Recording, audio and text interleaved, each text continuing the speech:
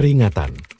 Sebelum kita masuk ke dalam ceritanya, bagi kalian yang belum memiliki tiket film 21, diharapkan untuk segera mengorder tiketnya, karena cerita film ini akan segera dimulai dengan cara pause dulu video ini, setelah itu geser ke arah atas, sampai muncul gambar seperti ini, dan yang terakhir, kita tinggal order tiketnya dengan menekan tombol ini, dan bila sudah gambar akan berubah seperti ini. Terima kasih yang sudah order, dan bagi yang sudah memiliki tiket, diharapkan untuk mengatur posisi nyaman kalian, karena cerita akan segera dimulai.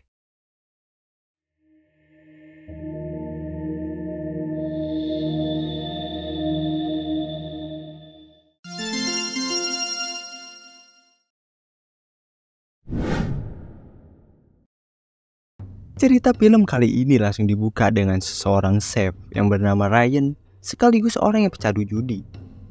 Yang mana tujuan si Ryan ini buat datang ke sebuah villa di Amerika Latin bertemu dengan temannya. Sekalian si Ryan ini melarikan diri karena dia ini lagi kelilit utang, kalah mulu main judi.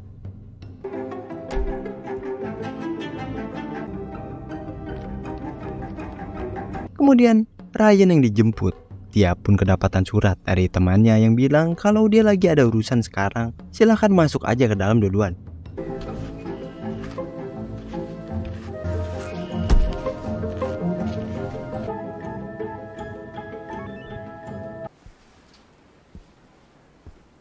Kemudian malamnya, sang teman lama pun akhirnya datang. Yang mana orang itu bernama Jack. Yang mana si Jack ini juga adalah seorang chef. Dan dia sekarang bekerja di sebuah agensi. Dan ini semua milik agensinya. After that is the Balkans. Make sure everything's tip top and This pay must be great, huh? Besokan paginya, itu mereka pun lanjut buat jalan-jalan di kota, nyari angin. No watch, I see. this is a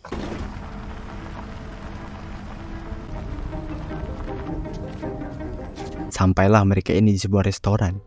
Mereka yang udah gak ketemu 12 tahun langsung lanjut lagi cerita-cerita tentang diri mereka. Kemudian dalam dari itu, mereka ini ngeliat kalau ada seorang cewek dan langsung ngajaknya gabung. Yang mana cewek itu bernama Alice, seorang yang suka jalan-jalan keliling dunia seorang diri. Dan di sini mereka pun saling ngobrol. Sampailah Jake dan si Ryan ini bilang kalau mereka ini seorang chef. Dan karena itulah si Alice ini coba buat nantang mereka siapa yang terbaik. Don't try to distract me with your tactics. one meal. It's proof. Victory is mine. Dan ya, Ryan pun akhirnya jadi pemenangnya. Habis itu, mereka pun lanjut lagi ngobrol-ngobrol santainya. Kemudian kita dikasih tahu kisah soal jam tangan. Yang mana jam tangan itu adalah awalnya punya si Ryan. Tapi karena kalah taruhan, sekarang itu milik si Jake. Kemudian besokan paginya, Ryan yang baru bangun, dia ini kedapatan WA dari penagih utang yang memperingati si Ryan kalau waktu si Ryan ini tinggal 3 hari lagi. Kalau lewat dari hari itu, mereka ini bakal cari si Ryan. Abis itu, Ryan yang lagi nyantuy, kedatangan si Jake yang ngasih tahu kalau dia bakal pergi kerja. Karena rumah udah kosong dan kebetulan ada laptopnya si Jake yang masih nyala, dia pun coba buat buka rekening si Jake, yang mana username dan passwordnya ini masih nyangkut. Dan ya, ternyata si Jake ini sangat kaya, mempunyai saldo 1.700.000 pound sterling. Nah, kalian konversiin aja tuh sendiri berapa.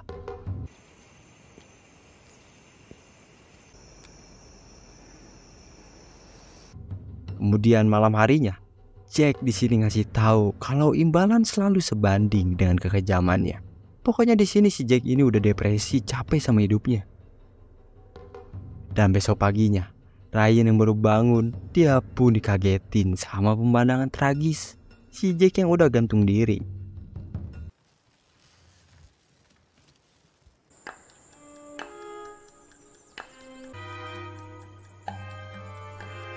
Abis itu, Ryan pun jadi punya sebuah rencana buat hidup dia ke depannya. Yang mana si Ryan ini langsung buka laptop si Jack buat dia masuk ke rekeningnya. Tapi sayangnya, karena email passwordnya itu udah gak nyangkut, dia pun sekarang harus nelpon call center buat minta ganti passwordnya. Tapi karena bank memang ketat tentang pergantian password, kayak nanyain nama ibu, Ryan yang gak tahu itu, dia pun harus gagal buat ngebajak rekening si Jack ini. Like I said, I'm having memory. Either of those will work. Abis itu, Ryan ini langsung lanjut lagi next rencananya, yaitu membuat sebuah SIM palsu atas nama Jack.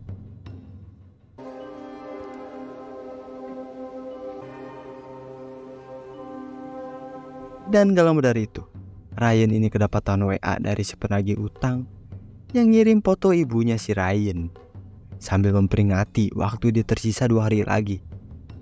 Ryan yang ngeliat itu, dia pun minta keringanan 1 minggu lagi dan dia bakal bayar ekstra 50.000 pound. Kemudian malam harinya, Ryan ini ngebawa mayatnya si Jack ke tengah danau.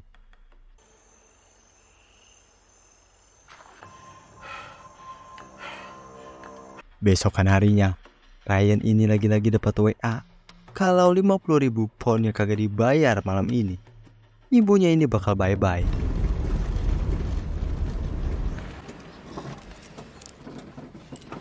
Kemudian Ryan yang baru balik, dia pun dibuat heran sama mobil dan juga orang yang ada di dalam rumah, yang mana orang itu bernama Imogen dan juga Maurice, rekan kerja si Jack. Dan mereka berdua ini kiranya si Ryan ini adalah si Jack. Dan mereka ini nanyain apa semuanya udah siap, produk dan juga menunya. Ryan bukannya ngaku kalau dia ini bukan si Jack. Ryan ini mutusin buat ganti identitasnya jadi si Jack. Kemudian dia pun bilang, ya produknya dalam kondisi sangat baik. Karena momen itu sangat menguntungkan buat si Ryan. Ryan pun bilang kalau dia sekarang lagi ada masalah dan minta uang DP-nya dulu. Dan di sini kita dikasih tahu kalau gaji si Jack ini setiap kali masak yaitu 300.000 pound.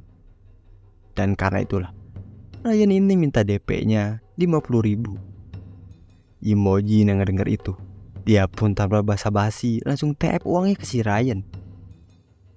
Dan sekarang Ryan pun udah bisa lega karena udah bayar uang perpanjangan waktu ke si penagih utang. Habis itu Ryan ini nanyain makan malam nanti untuk berapa orang, ada berapa menu. Serta di sini Ryan yang emang kagak tahu apa-apa. Dia pun bilang kalau dia belum pilih produknya. Dan karena si Ryan ini belum ngapa-ngapain dan juga acara makan malamnya besok, Ryan pun langsung diajak buat pantau lokasi. Dan di sini Ryan pun dikasih tahu kalau mereka membutuhkan 2 potong manusia. Ryan yang ngedenger itu, dia pun jadi gelisah, gak karuan. A bad dish from you and your life will end. Is that clear? Won't it? Dan malam harinya, Ryan yang belum pindahin barang-barangnya, dia pun langsung pindahin barang-barangnya itu. Tapi si Ryan ini malah ngelupain pindahin tas dia yang masih ngegeletak di lantai. Kemudian paginya, Ryan pun langsung dibangunin sama si Maurice buat ngambil produknya. Hey Jack, come on. Dan mereka pun di sana nemu target mereka, yaitu seorang wanita muda, dan mulai ngebuntutin orang itu.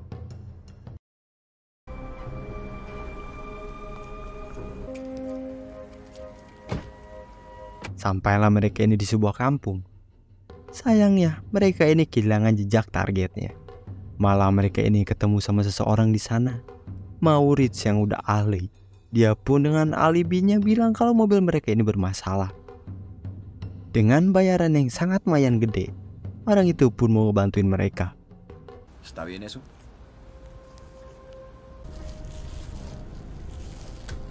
Para mí todo está bien. Para mí también.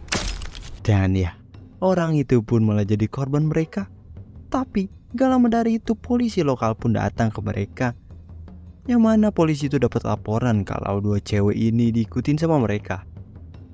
Maurice yang udah pro, dia pun bilang kalau mereka ini lagi mantau situasi buat pembangunan hotel. Dan si Ryan ini adalah arsiteknya. Dengan ngasih kartu nama si Maurits, mereka pun akhirnya dibiarin pergi. Sure. What about the second body? Yeah, I had to give a property card to the police. Dan pas udah sampai, mereka pun langsung ngebawa mayatnya ini ke sebuah ruangan rahasia. Dan di sini, Ryan yang bingung harus gimana. Dia pun gak ada pilihan lain, langsung eksekusi tuh mayatnya. 5 hours. So once you're done here, I'll need to know them. Ryan yang baru beres sama kerjaannya, dia pun didatengin sama si Maurits yang bilang kalau ada paket buat si Ryan di kasur.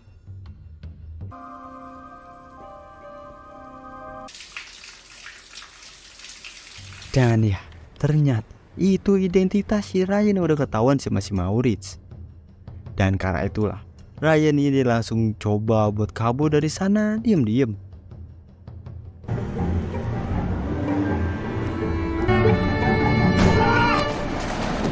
Estoy bien. Dan sayangnya, si Ryan ini malah nabrak seseorang kang kebun di sana. Yang alhasil si Maurits ini datang ke sana. Ryan yang ngeles, dia pun dikasih tahu sama si Maurits kalau jika kau kabur, mereka bakal menemukanmu. There you go. But then something. She said that instead of payment, all she wanted was a meeting. Habis kejadian tadi, saatnya si Ryan ini kerja. Yang untungnya seorang koki bener. Dia pun mudah soal nyiapin beberapa hidangan, serta hidangan penutup yang udah di request, yaitu sashimi lidah. Anjay, bayangin. Dan malamnya, tamu pun udah mulai pada datang. Yang pasti orang-orang itu orang-orang elit. I'm gonna pick up the rest. How's it coming? Tapi gak lama dari itu, si Mojin ini kedapatan info kalau ada polisi di pintu masuk. Dan polisi ini pun udah datang. Yang mana kedatangannya ini buat nanyain tentang orang hilang, yaitu orang yang jadi korban pas tadi siang. Yang ternyata orang itu keponakan si detektif. Dan dia sekarang lagi nyari si Maurits buat minta keterangan karena ada pas tadi siang. Karena si Maurits ini kagak ada, belum datang, si detektif ini pun ngotot buat tungguin di sini. Dan sekarang, karena si Ryan ini juga ada pas di TKP, dia pun sekarang yang ditanya-tanyain. Ryan yang alibinya adalah seorang arsitek yang hobinya chef, serta belum di briefing apa-apa. Dia pun di sini jadi keteteran pas ditanyain tentang arsitek. Are looking for locations and then Nothing. Yeah, he reminds me of an old friend. He's a close Habis friend. itu, Imogen ini langsung ngasih tahu ke para tamu kalau sekarang ada polisi dan menyuruh mereka ini buat beralibi menjadi investor. Kemudian cerita pun berlanjut ke si Ryan yang menjadi arsitek dengan hobi memasak. Denny lagi-lagi ditanyain tentang arsitek sama si detektif. Dan untungnya si Imogen ini dapat ngalihin pembicaraan dan ngebawa si Ryan ini keluar. Di sini, Ryan pun dikasih tahu 3 skenario kalau melibatkan polisi, yaitu pengembangan properti, produksi film, pariwisata. Ryan yang bukan Jack, dia pun bilang kalau nggak ada yang kasih taunya. Kemudian habis itu, si detektif ini datang ke para tamu dan nunjukin foto ponakannya yang hilang. and it has led me here. We are very sorry to hear about your nephew. Tapi pas si detektif ini mau cabut, salah seorang tamu di sana malah nawarin buat si detektif ini gabung. Detektif yang denger itu dia pun tanpa rasa canggung setuju buat nongkrong di sana. Maurits dari kejadian tadi, dia pun minta kejelasan ke si bapak. Dan bapak itu pun ngejelasin kalau situasi akan menarik kalau ada adrenalin di dalamnya. Habis itu, si Maurits ini datang ngasih tahu kalau ada temen si Jack yang datang. Yang mana orang itu kagak mau pulang. Hi, I'm Alice. I'm a friend of Jack's. Dan ya, ternyata itu si Alice. Alice yang diusir, dia pun dengan penuh alasan pengen kencing dan lain-lain. Akhirnya diizinin buat masuk ketemu sama si Jack. Ryan yang kedatangan si Alice, Dia pun ngejelasin kalau dia bertukar identitas karena si Jack ini mutusin pulang kampung ke London. Dan karena itulah si Ryan ini ngegantiin posisi si Jack. Dan di meja makan, si detektif ini mulai nanyain tentang bisnis pembangunan hotel. Dan yang pasti semua orang yang ada di sana pun sangat easy ngadepin si detektif ini. Sedangkan di dapur, Ryan ini nyuruh si Alice buat pergi. Alice yang curiga sama jam tangan si Jack. Si Ryan ini ngejelasin kalau si Jack ini memberikannya sebelum pergi.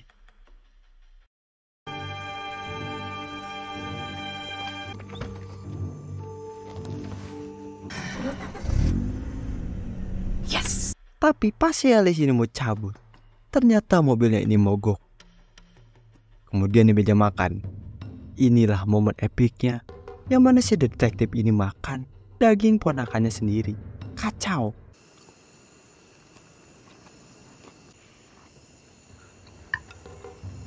Abis itu, Ryan yang ketemu sama para tamu, dia pun langsung dikasih sebuah applause tentang hidangan yang sangat enak. Had before. That's the darling of our children.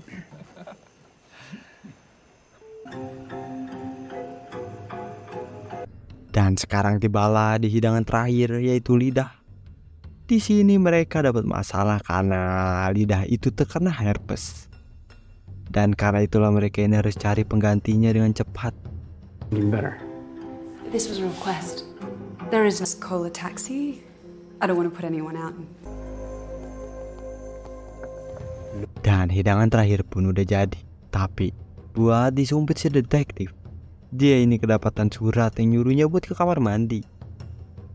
Kemudian Ryan ini ceritain semuanya kalau ponakannya udah dibunuh sama mereka. Dan itulah yang kau makan. Detektif yang denger itu, dia pun langsung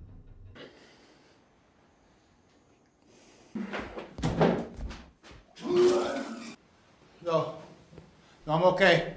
habis itu si detektif ini langsung pamitan. A very interesting dinner. You're leaving.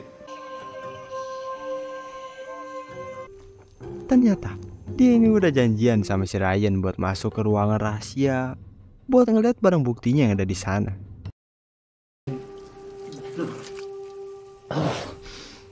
Dan ya, si Alice ini udah jadi korban mereka.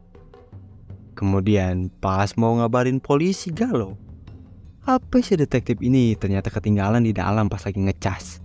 Yang alhasil, Ryan ini harus ngambil HP-nya dulu di dalam. Sedangkan si detektif menunggunya di sana karena di luar lagi banyak orang. Oh, yeah. Just having a cigarette? Sedangkan si Maurice, dia yang curiga coba buat ngeceki ke sana.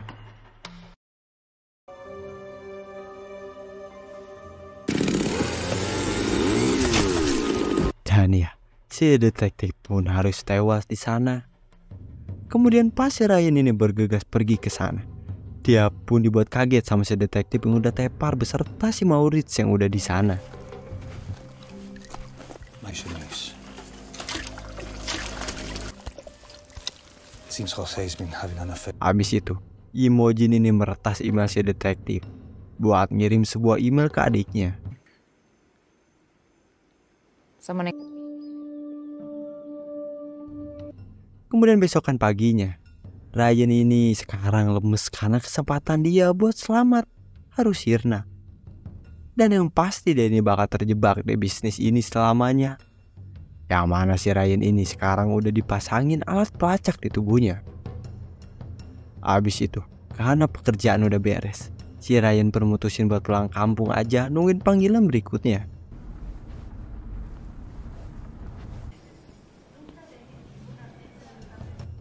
Dan di bandara, dia ini ketemu sama seseorang dan mereka pun ngobrol bareng di sana. Dan di sini, Ryan pun cerita tentang kerjaannya yang sekarang. Yang mana kayak si Jack awal-awal, menurut orang itu kerjaan si Ryan ini enak, banyak duit, santuy. Tapi buat orang ngerjain dia seperti si Ryan sama si Jack, mereka ini ngerasa kalau itu seperti di neraka, penjara, gak bisa ngapa-ngapain, terkekang. Dan cerita kali ini selesai. Nah, gimana nih cerita kali ini? Enak gak ngebayanginnya? Kalau Mimin sih yang beberapa kali ngulang nih video, enak bet, buset. Kalau kalian gimana nih? Komen di bawah ya. Oh ya, kalau kalian suka sama video kali ini, jangan lupa di like, oke? Oke, semuanya yang udah nonton dan juga like video ini, serta udah order tiket film 21. See you next video. Bye-bye.